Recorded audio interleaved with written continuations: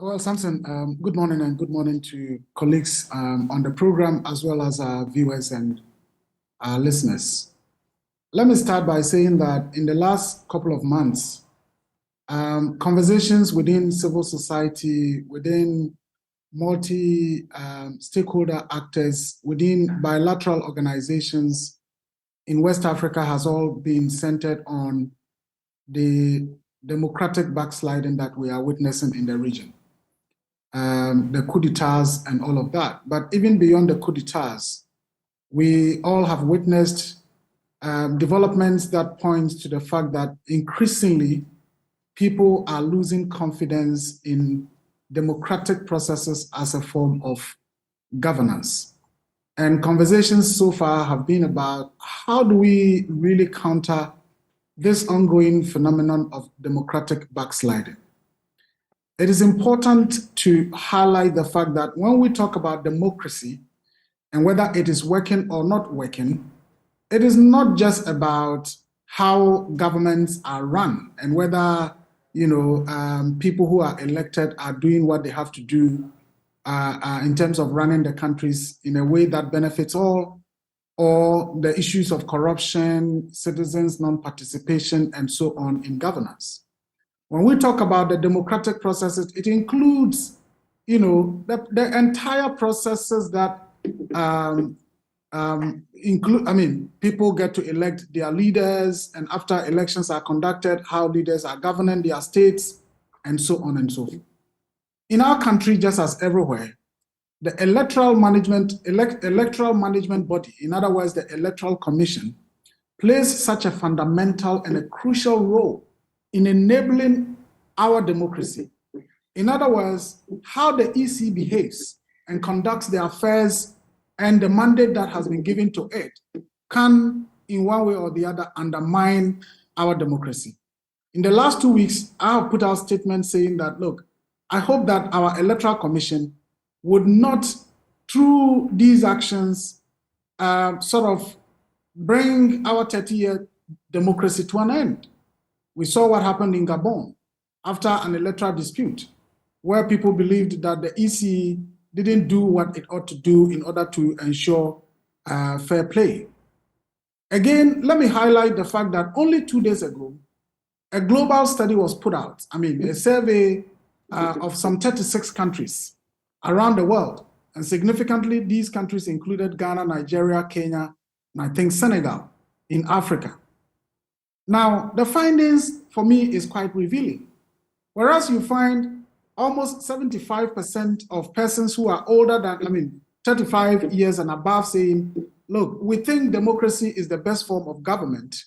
When you come to people 18 to 35, the percentage reduces significantly to just about 52%. In other words, young people on the continent are increasingly losing hope in democracy. And in this particular voter registration process that we are talking about, we are predominantly talking about young people who just turned 18 and above, and perhaps a few others who were 18 as at the last registration exercise and yet couldn't register. The question to ask is, why do we want to put a price on the fundamental exercise of civic rights to vote? Why must people endure the pain and the price to be able to register? Why should we make people's willingness to participate in the democratic processes so painful, so difficult, and so expensive? I honestly believe that if Madame Jean Mensa was still in the civil society space, leading IEA as she was before her appointment to become the EC chair, I'm sure, and I have no doubt, she would have perhaps been our chief spokesperson on this matter of condemning what the Electoral Commission is doing as something that really undermines the democracy that we are growing. Because invariably, we are just making it so difficult and so expensive for people to get involved in our democratic processes. And again, over the period, one of the things that people have highlighted is the whole loss of confidence and trust in our public institutions. How do you build trust with this kind of conduct that the EC is putting out. Why would the Electoral Commission, which is a national institution, basically refuse to listen to everyone, perhaps apart from the governing party? You don't know what the EC knows. If it says it is capable of registering the estimated 1.4 million Ghanaians within the 2 weeks, what's your problem? 3 weeks, what's your problem? Well, so if they say so, are they talking about the capacity of their machines? Are they talking about the number of staff they have? Or they are talking about being able to bring the folks who have to register from Hwehwe to Mempasem to the villages of Nakpanduri and Bunkrugu Yoyo to the district capitals? If the arrangement was such that the EC is saying, look, for every community, we are providing buses across the country so that those who are eligible to register and those who would have to accompany people to go and guarantee for them can have free buses to and then back to their communities, perhaps we would have said, okay, the burden is a bit lessened. But the political parties are always interested, and they would always bus people. So the EC says, why not? Assist us, bus your people in. And people also in this country need one form of identification card or the other for some purposes. If you are spending, say, 500 Ghana to get an identification card, what's the problem? Well, that's the problem. The first problem is that is if you have the 500 Ghana cedis. I meant 50 Ghana, not 500. That's too much. 50 Ghana. That is if you have it, Samson. That is if you have it. And if you don't have it, what is the price to pay? The price to pay is that you are excluded from the processes of voting. Look, from the ECOWAS level to the EU level to the AU level, there are ongoing efforts to ensure the inclusion of young people in Africa's democratic processes. Why don't you wait? Why don't you wait to the end if the EC has not been able to cover all that need to be on the roll to complain? Well, that is on the basis of the assumption that we know the total number of people who are eligible to register. We don't know. We can basically estimate and look at, okay, over the last 2 years, we estimate that we'll get this number of. Okay. But something, assuming it is even possible for them to get the numbers, we are talking about the pain that people would have to go through to be able to get their names onto the voters register. I don't think that this is the way to build our democracy. I don't think this is the way to get, credibility and public trust that the EC so much requires and desires.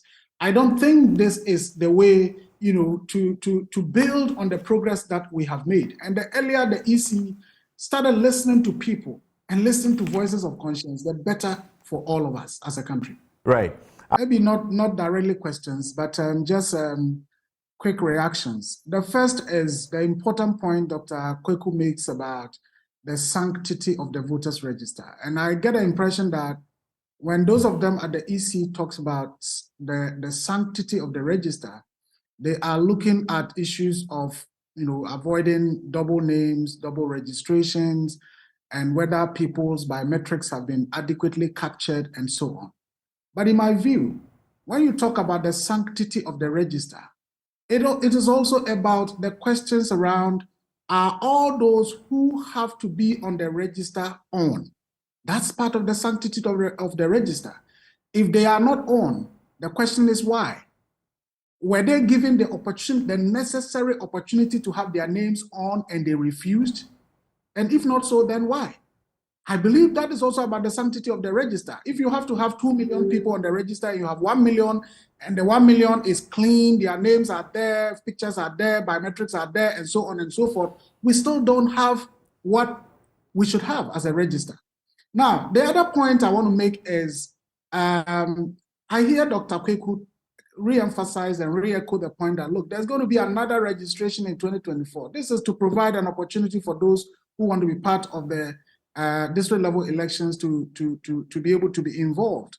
And when you listen to him quite carefully, it raises the point why sometimes we all complain about the voter turnout when it comes to the district level elections. Because it appears even he himself is making it look like, no, this is subservient to the national elections. There's no problem, we'll capture you for the national elections and so on.